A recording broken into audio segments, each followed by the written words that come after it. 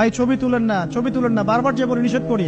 কারণ কি জানেন? একটাই কারণ, বিকজ চোখ লাগাটা সত্য। মানুষের চোখ লাগে, এই কথা শুনলে অনেক মজুমদাররা হাসবে, হাসবে না? কথা বুঝতে পারেন নাই? কিন্তু এটা সত্য, কারণ নবী করিম সাল্লাল্লাহু আলাইহি ওয়াসাল্লাম যা বলেছেন, সাদাকাল্লাহু ওয়া সাদাকা রাসূলুহুল কারীম। নবী যা বলেছেন, আল্লাহ যা বলেছেন, চিরায়ত সত্য। এর বাইরে কোনো সত্য আছে? আচ্ছা দেখেন, আমি বললাম যে জাদুবিদ্যা সত্য। এই জাদুবিদ্যার চর্চা মানুষ করে, এখনো করে, এবং এই জাদু দিয়ে মানুষের ক্ষতি করার জন্য জিনের প্রয়োজন হয়, দুষ্ট জিন। এই জিনগুলোকে মানুষ তাবে করে মানুষের ক্ষতি করার চেষ্টা করে। দেখবেন এখন গ্রামে গঞ্জে শহরে সব জায়গায় ছড়িয়ে পড়েছে না? দেখবেন, খুব সতর্ক থাকবেন। আমি পরে সলিউশন বলছি আপনাদেরকে। আরেকটা বলেছি, নবী সাল্লাল্লাহু আলাইহি ওয়াসাল্লাম বলেছেন চোখের বদনজর এমন সত্য যে একটা উটকে এই রান্নার ডেকচির মধ্যে ঢুকাই ফেলতে পারে।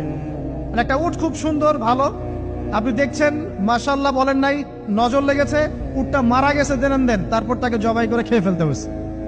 একজন সাহাবী গোসল করছিলেন, গোসল, এটা হাদিস সহিহ, আলেম ওলামা যারা আছেন তারা জানেন যে এই হাদিস সহিহ। একজন সাহাবী গোসল করছেন, তার গায়ের চামড়াটা খুব সুন্দর ছিল, একদম স্কিনটা অনেক সুন্দর থাকে না এমন কিছু মানুষ?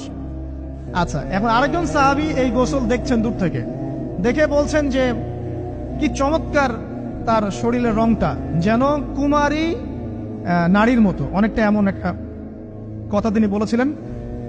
সাথে সাথে এই সাহাবী অজ্ঞান হয়ে পড়ে গেছে। কোন সাহাবী? যিনি গোসল করছিলেন। এটার আপনি কোনো ব্যাখ্যা দিতে পারবেন না তো, এখানে কোনো সায়েন্স দিয়ে বা মেডিকেল সায়েন্স দিয়ে আপনি কোনো ব্যাখ্যা করতে পারবেন না। একটা ব্যাখ্যা দিতে পারেন, কিন্তু কেন সেটা হলো সেটা আপনি অ্যান্সার খুঁজে পাবেন না। তো নবী সাল্লাল্লাহু আলাইহি ওয়াসাল্লামের কাছে নিয়ে যাওয়া হলো তাকে। তিনি বললেন যে এই ব্যক্তির ব্যাপারে কি কেউ ভালো মন্দ কিছু বলেছিল? তখন একজন সাহাবী বলেন, হ্যাঁ, অমুকে বলেছে এর স্কিনটা অনেক সুন্দর, ওকে ডেকে নিয়ে আসো। ওকে ডেকে আনা হলো। ডেকে আনার পর নবীজি তাকে অনেক শাসালেন, তোমরা তোমাদের ভাইদেরকে কি মেরে ফেলতে চাও? তখন এই সাহাবী তো অবাক, আমি আবার কখন মারতে চাইলাম ইয়া রাসূলুল্লাহ? আমি তো মারতে চাই নাই, আমি তো খালি বলেছি যে তার গায়ের রংটা অনেক সুন্দর। তখন তিনি বললেন, কেন তুমি সুবহানাল্লাহ বললে না, কেন তুমি মাশাআল্লাহ বললে না?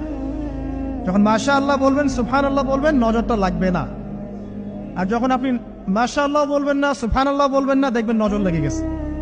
আপনি বিশ্বাস করেন, ব্যবসা খুব ভালো চলছে, মানুষ বলল যে বাহ, তোর তো ব্যবসা হেভি, লালে লাল শাহজালাল, ঠিক আছে, দেখবেন আপনার কেনা বেচা বন্ধ হয়ে গেছে। এরকম হবে, আমার কথাটা বিশ্বাস করেন। এটা কিন্তু সায়েন্স প্রমাণ করতে পারবে না, আল্লাহ এবং তার রাসূল বলেছেন, তার উপরে কোনো সত্য নেই। আছে সূরা কাহফ 29 নম্বর আয়াত পড়ে দেখেন, আল্লাহ পাক বলছেন, ওয়াকুলিল হাক্কু মির রাব্বিকুম, সত্য সেটাই যা তোমার রবের পক্ষ থেকে আসে। ফামান শাআ ফালইউমিন, যার ইচ্ছা হয় বিশ্বাস করুক, ওয়া মান শাআ ফালইয়াকফুর, যার ইচ্ছা হয় সে অস্বীকার করুক।